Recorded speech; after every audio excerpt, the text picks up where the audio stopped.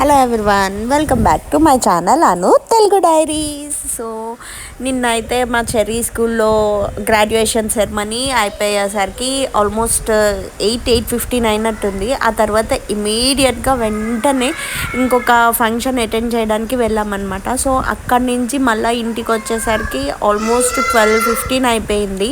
So very late night కదా, బాగా టయర్డ్గా అనిపించింది అనమాట నిన్న. ఇక్కడి నుంచి అంత దూరం వెళ్ళి అక్కడ ఫంక్షన్ అటెండ్ చేసి మళ్ళీ తిరిగి ఇంత దూరం వచ్చేసరికి చాలా టయర్డ్ అయిపోయాము.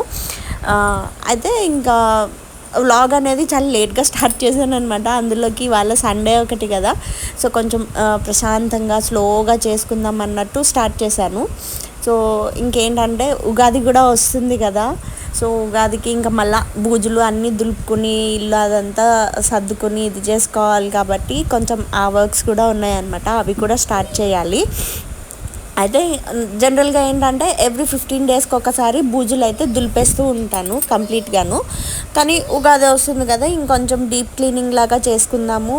రోజుకి ఒక్కొక్క గది పెట్టుకున్నాను అనమాట. ఒకరోజు కిచెను, ఒకరోజు హాలు, ఒకరోజు బెడ్రూము, అట్లా రోజుకి ఒక్కొక్క రూమ్ చొప్పున చేద్దామనేసి అనుకున్నాను అనమాట.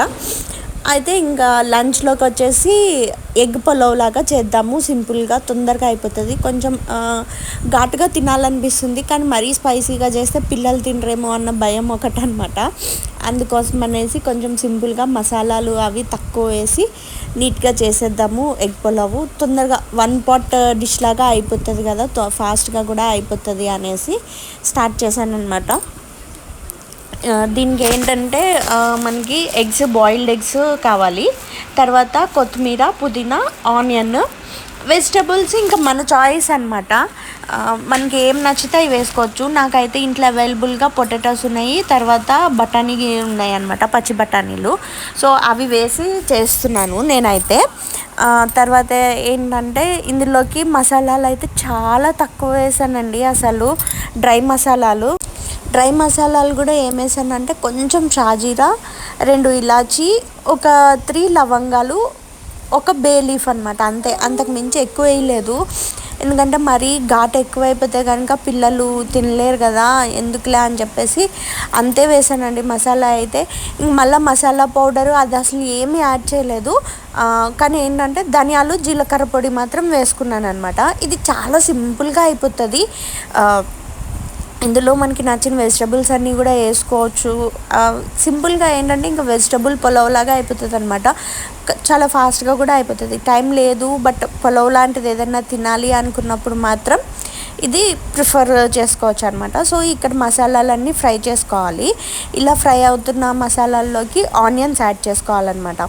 సో ఆనియన్స్ కూడా ఫ్రై అయిపోయిన తర్వాత అందులోకి చిల్లీస్, జింజర్ గార్లిక్ పేస్ట్, తర్వాత మన వెజిటబుల్స్ అవన్నీ కూడా యాడ్ చేసుకోవచ్చు.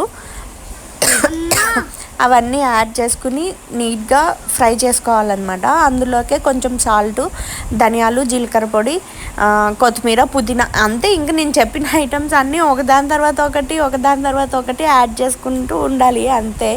సో సింపుల్గా అయిపోతుంది. అవన్నీ ఫ్రై అయిన తర్వాత రైస్కి తగ్గ వాటర్. ఇక్కడైతే నార్మల్ రైస్, రెగ్యులర్ రైస్తోనే చేసేస్తున్నాను అనమాట. 1:2 రేషియోలో. ఒక 2 విజిల్స్ పెట్టుకుంటే సరిపోతుంది, అంతే. ఎగ్ పులావ్ రెడీ అయిపోతుంది. ఎగ్స్ ఫస్టే ఫ్రై చేసుకుని పెట్టుకోవచ్చు. అయితే నేను మర్చిపోయాను అనమాట ఎగ్స్ ఫ్రై చేయడము, అందుకనేసి ఇక్కడ ఇందులో యాడ్ చేశాను అనమాట విడిగాను. సో అది అలా ఆఫ్టర్నూన్ లంచ్ అయితే అలా అయిపోయిందనమాట. తర్వాత ఇంకా ఈవినింగ్ అంతా నార్మల్గానే జరిగిందండి. పెద్ద ఏం లేదు, జస్ట్ రెగ్యులర్గా చేసుకునే వర్క్సే ఉంటాయి కదా ఇంట్లో, ఇంకా అవే ఉన్నాయి.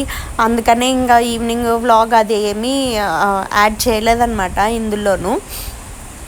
సో నిన్న చెర్రీ స్కూల్లో ఫంక్షన్ అయిపోగానే ఇంకొక ఫంక్షన్కి కూడా అటెండ్ చేసి వచ్చాము అని చెప్పాను కదా. సో అదేంటంటే మ్యారేజ్ రిసెప్షన్ అనమాట, తెలిసిన వాళ్ళది. సో ఫంక్షన్లో భోజనాలు అయితే చాలా బాగున్నాయండి. చాలా డిఫరెంట్ ఐటమ్స్ ఉన్నాయి. అయితే నేను బాగా అబ్జర్వ్ చేసిన విషయం ఏంటంటే ఫుడ్ అనేది చాలా వేస్ట్ అయిపోయింది, చాలా వేస్టేజ్ జరిగింది అసలు ఫుడ్లో అయితే. ఫస్ట్ 2 థింగ్స్ అయితే నేను అబ్జర్వ్ చేశాను. ఇన్ కేస్ ఎవరికన్నా ఉపయోగపడుతుంది అంటే దీన్ని ఆలోచించండి.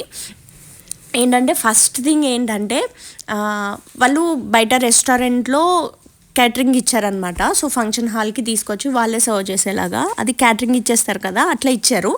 సో వాళ్ళకి రెస్టారెంట్ వాళ్ళకి ఏంటంటే ప్లేట్ కౌంట్ అనమాట, ఎన్ని నెంబర్ ఆఫ్ ప్లేట్స్ సర్వింగ్కి వెళ్తున్నాయి అనేది కౌంట్. సో ఇక్కడ డ్రాబ్యాక్ ఏమవుతుందంటే, లైక్ ఇప్పుడు కిడ్స్ ఉంటారు, లైక్ చెర్రీ అంత చిన్నపిల్లలు, ఇంకొంచెం పెద్ద పిల్లలు అయినా సరే వాళ్ళు అక్కడున్న ఫుడ్ ఐటమ్స్ అన్నీ తినరు, 1-2 ఐటమ్స్ తింటారు. మోస్ట్ ప్రాబబ్లీ పిల్లలు ఎక్కువగా స్వీట్స్, ఇట్లా కొంచెము నూడిల్స్, ఇట్లా ఫ్యాన్సీగా ఉన్నవే తింటారు కదా. సో అది పెద్ద కౌంట్ ఏం కాదు.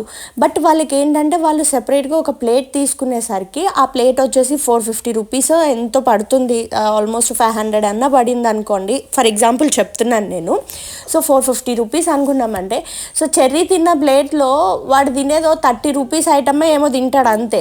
కానీ అక్కడ ఆ ప్లేట్ కౌంట్ అయ్యేసరికి 450 రూపీస్ వాడు బిల్ ఛార్జ్ చేస్తాడు మన దగ్గర. సో అది చాలా డ్రాబ్యాక్ అయిపోతుంది. అసలు ప్లేట్ కౌంటింగ్ ఉన్నది అంటే కనుక చాలా అమౌంట్ మనం అక్కడ లాస్ అయిపోతాం అనమాట. వై? బికాజ్ ఇట్లా చిన్నపిల్లలు ఉన్న వాళ్ళు ఆ ప్లేట్ కూడా కౌంట్ అయిపోతుంది, కానీ ఫుడ్ ఏం తినేది ఏమి ఉండదు. ఒకటి మనీ లాస్ అవుతాము, 2 ఇప్పుడు మనలాంటి వాళ్ళం ఏంటంటే అన్ని ఫుడ్ ఐటమ్స్ చూసినప్పుడు నేను స్పెషల్గా ఏంటంటే అన్నీ టేస్ట్ చేద్దామని చెప్పి కొంచెం కొంచెం పెట్టించుకుంటాము. నచ్చితే తింటాము, నచ్చకపోతే అది వేస్ట్ అయిపోతుంది ఆ ఫుడ్ ఐటమ్. అక్కడికి మనం తినకపోయినా సరే అది అనవసరంగా డస్ట్బిన్లోకి వెళ్ళిపోతుంది కదా. సో ఫుడ్ అనేది చాలా వేస్ట్ అయిపోయింది. అసలు నేను అక్కడ ఫంక్షన్లో క్లియర్గా చూశాను, ఆ డస్ట్బిన్స్ ప్లేట్స్ దగ్గర చాలా ఫుడ్ భయంకరంగా వేస్ట్ అయిపోయిందనమాట. ఎందుకు అని ఆలోచిస్తే నాకు అర్థమైంది ఏంటంటే నెంబర్ ఆఫ్ ఐటమ్స్ అనేవి ఎక్కువ ఉన్నాయన్నమాట. సో ఎక్కువ నెంబర్ ఆఫ్ ఐటమ్స్ ఉన్నప్పుడు ఏంటంటే అన్నీ టేస్ట్ చేయాలి, ఏది ఎలా ఉందో టేస్ట్ చేద్దామన్న ఇదితోటి అన్నీ వేయించుకుంటాము ప్లేట్లోను. నచ్చిన ఐటమ్ 1-2 తింటాము అంతే. ఆ తర్వాత ఇంకా అసలు మళ్ళీ దాని జోలికే పోమన్నమాట. సో ఆ మిగిలిన ఫుడ్ అంతా కూడా చాలా వేస్ట్ అయిపోయింది. అసలు బాధ అనిపించింది, ఫుడ్ వేస్ట్ అయిపోయినందుకు ఫస్ట్ బాధ అనిపించింది. రెండోది వాళ్ళు అక్కడ ప్లేట్ కౌంటింగ్ చూసేసరికి అరే ఏంటి ఇంత చిన్న చిన్న పిల్లలు తీసుకున్న ప్లేట్ కూడా వాళ్ళకి కౌంటింగ్లోకే వెళ్ళిపోతుంది. సో వీళ్ళు తినేది ఏముండదు, అక్కడ డబ్బులు వేస్ట్ అయిపోయింది, ఫుడ్ కూడా చాలా వేస్ట్ అయిపోయింది అనమాట. సో అది కొంచెం బాధ అనిపించింది. సో ఇన్ కేస్ ఎవరైనా ఫ్యూచర్లో ఫంక్షన్స్ అట్లాంటివి చేసుకుంటే కనుక ఇది ఒక్కసారి మైండ్లో పెట్టుకుని ఆలోచించుకోండి. ఎక్కడ మనం కంట్రోల్ చేసుకుంటే మనకి బడ్జెట్ కలిసి వస్తుంది, ఫుడ్ మెయిన్ ఫుడ్ అనేది వేస్ట్ అవ్వకుండా మనం సర్వ్ చేయగలుగుతాము అనేది ఒక్కసారి చూసుకోండి. సో అంతే ఫ్రెండ్స్, ఈరోజు వ్లాగ్ అయితే. Thank you so much for watching this video. Please subscribe to my channel Anu Telugu diaries.